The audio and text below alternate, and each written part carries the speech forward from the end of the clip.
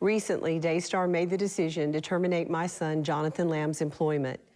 That decision was not taken lightly.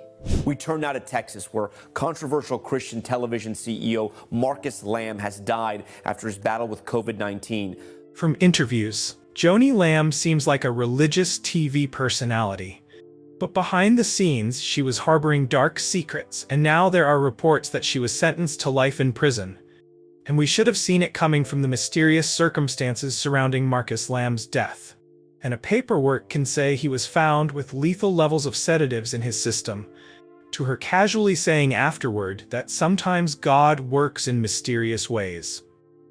The details coming in from the courtroom are wild, and we might be dealing with a shocking fall from grace. This story keeps on getting more twisted, so I'ma put you up to speed. Joni Lamb's sentencing stunned viewers when she was picked up by the cops. Everyone thought that it was because of some financial irregularity at Daystar Television Network. According to Trench's News, she was arrested because the death of her husband Marcus Lamb wasn't considered natural causes. Instead, it could be termed as premeditated murder. And a paperwork can say he was found with lethal levels of prescription medication in his system. He was deliberately overdosed. They grabbed Jonna for the murder because it's calculated it tain't accidental. I mean, rugging your husband who trusted you completely is pretty wild. Some would even say evil, although there's a lot of people who believe that Marcus Lamb had gotten what he deserved after his earlier infidelity scandals. Joni was already behind bars and possibly facing serious charges for what many would call revenge killing. However, reports surfaced on social media showing that Joni had her charges temporarily downgraded as investigators gathered more evidence. Another post revealed that Joni was initially arrested for her husband's murder because a staff member at Daystar placed her at the scene when Marcus died. However, the Dallas Police Department investigated thoroughly and found damning evidence, including her fingerprints on the pill bottles and suspicious text messages, so they pushed for first-degree murder charges. The investigation into Marcus Lamb's death began when the medical examiner noticed inconsistencies in his toxicology report. The official cause of death had been announced as COVID-19 complications, but the autopsy revealed dangerous levels of zolpidem and other sedatives in his system, levels far beyond what would be prescribed for sleep issues. This immediately raised red flags, especially since Marcus had been known to avoid taking medication whenever possible. The Dallas Police Department quietly opened an investigation, focusing on who had access to Marcus in his final hours. What they discovered shocked even veteran detectives. Secure it. Why footage from the Daystar headquarters showed Joni entering Marcus's private office late at night, carrying what appeared to be a cup of tea and some documents. The timestamp showed this was approximately 2 hours before emergency services were called. Later that night, it was Joni who called 911 claiming Marcus had stopped breathing. Upon arrival, paramedics found Marcus unresponsive with no pulse. Attempts to resuscitate him failed, and he was pronounced dead at the scene. Initial reports suggested it was related to his recent COVID diagnosis. The toxicology results told a different story. What made investigators particularly suspicious was Joni's behavior immediately following Marcus's death. Instead of the period of mourning one might expect, he moved quickly to assert control over Daystar's operations. Within 24 hours, she had called an emergency board meeting and had herself installed as the sole CEO, changing the corporate structure that had previously required joint approval for major decisions. According to testimony from Daystar executives, Shielzo immediately moved to access financial accounts that had previously been under Marcus's control. Several staff members reported that she seemed unusually focused and not particularly grief-stricken. When detectives searched the Lamb residence, they discovered a hidden safe in Joni's closet containing several unlabeled prescription bottles, later identified as containing various sedatives, including the ones found in Marcus's system. Most damning of all was a journal found in the safe where Joni had written extensively about her growing resentment toward Marcus. Some entries dated back years with increasingly hostile language. In one entry from just weeks before his death, she wrote, "Methinks she can control everything. He forgets that without Mether would be noministry, he's become aliability. The Lord is showing Mether's only one way to save what we've built." During the 8-week trial, Joni Lamb appeared surprisingly calm, sitting quietly next to her attorneys as the prosecution laid out how she had methodically planned Marcus's death. The jury heard evidence that she had been researching untraceable poisons and ways to make a murder look like natural causes. Her internet search history revealed queries such as, "Can sedatives be detected after death?" and "How to make someone's death look like COVID complications." The prosecution argued that Joni had taken advantage of Marcus's COVID diagnosis, seeing it as the perfect cover for murder. Former Daystar employees testified about witnessing disturbing changes in the dynamics between Marcus and Joni in the months leading up to his death. One executive assistant testified that she had overheard heated arguments about the future direction of the ministry with Joni, demanding more control. She told him that had lost the right to lead after his moral failings. The assistant testified, referring to Marcus's previous admission of an inappropriate relationship. Several witnesses described Joni as becoming increasingly controlling, often countermanding Marcus's decisions and isolating him from longtime friends and advisors. Perhaps the most emotional testimony came from the Lambs' son Jonathan, who reluctantly took the stand for the prosecution. Fighting back tears, he described confronting his mother about changes in his father's medication. "I noticed Dad seemed really out of it toward the end," he testified. "When I asked Mom about it, she said the doctors had prescribed stronger sedatives to help him rest, but something didn't feel right." Dad had always been against taking sleep medication. Jonathan described finding empty pill bottles in his parents' bathroom trash and questioning Joni, who became defensive and angry, telling him to stop interfering in things that don't concern you. The defense team tried to paint a picture of a husband who had become increasingly depressed after his COVID diagnosis, suggesting Marcus may have taken his own life. They brought experts who testified about the psychological impacts of COVID and the pressure of leading a major ministry.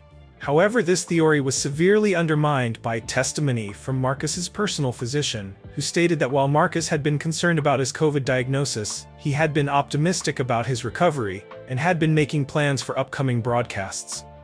The doctor also confirmed that he had never prescribed these sedatives found in Marcus's system. During cross-examination, Joni's carefully maintained composure began to crack.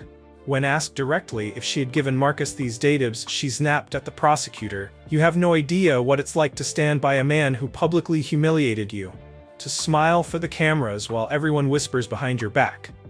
Her outburst caused her defense team to call for a recess, but the damage was done. Jurors later reported that this moment was pivotal in their deliberations, as it revealed their resentment Joni still harbored years after Marcus's public confession.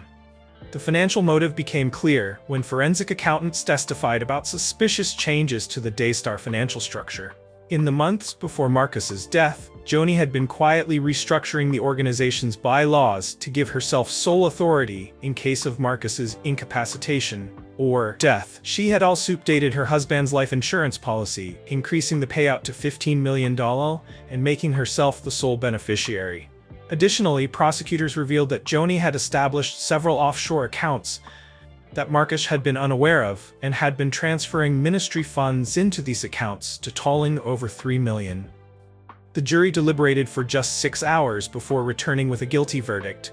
When the judge announced her life sentence without possibility of parole, that's when everything went completely off the rails. Joni, who had maintained a poised demeanor throughout the entire trials, suddenly jumped up screaming, "You don't understand. He betrayed me. He betrayed God's ministry." She lunged across the defense table, sending legal pads and water glasses flying. The bailiffs rushed toward her, but she was already charging toward Marcus's family, swinging wildly and landing several blows before they could restrain her. People in the courtroom began screaming and pushing toward the exits as Joni broke free again, this time grabbing a Bible from the table and swinging it like a weapon, striking one of the bailiffs in the face. "He was going to replace me. I built Daystar too," she shrieked as 3 more officers tackled her to the ground. The judge was evacuated from the courtroom as Joni continued fighting violently, kicking and screaming biblical verses as officers tried to subdue her. Marcus Lamb's brother, who was present at the sentencing, had to be escorted out by security as Joni tried to attack anyone associated with him. "I deserved everything. It was my ministry too," she screamed as they finally managed to handcuff her. The most shocking moment came when Joni locked eyes with her children, who were seated in the gallery, and shouted, "Tell them the truth.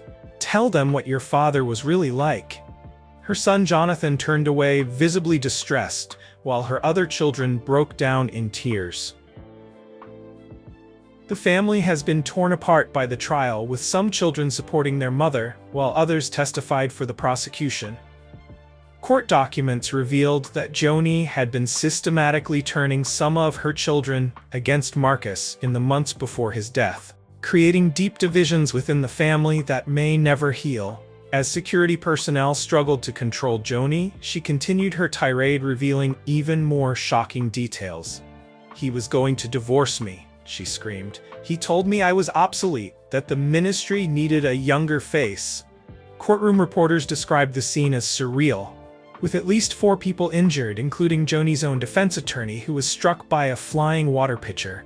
Even as they dragged her from the courtrooms, he continued shouting about betrayal and divine justice, claiming that God had guided her actions. Legal experts later commented that her violent outburst effectively destroyed any chance of a successful appeal, as it contradicted her defense team's argument that she was Agent La Christian woman incapable of violence. In the days following her courtroom meltdown, former friends and colleagues of Joni came forward with stories that cast new light on her character. Former Daystar producer Rachel Winters described instances where Joni would fly into rages behind the scenes when things didn't go her way. She maintained this perfect image on camera, Winters said, but off camera she could be terrifying, especially to junior staff.